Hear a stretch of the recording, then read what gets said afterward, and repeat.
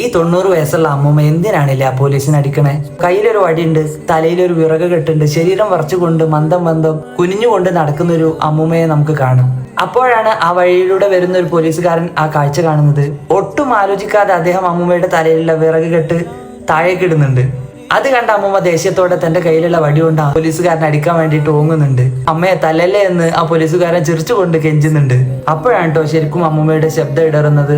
മോൻ എന്ത് പണിയാണ് ചെയ്തത്? എനിക്ക് 90 വയസ്സായി, ഭക്ഷണം പാചകം ചെയ്യണമെങ്കിൽ ഞാൻ തന്നെ വിറക് ശേഖരിക്കണമെന്ന് ആ അമ്മൂമ്മ അയാളോട് പറയുന്നുണ്ട്.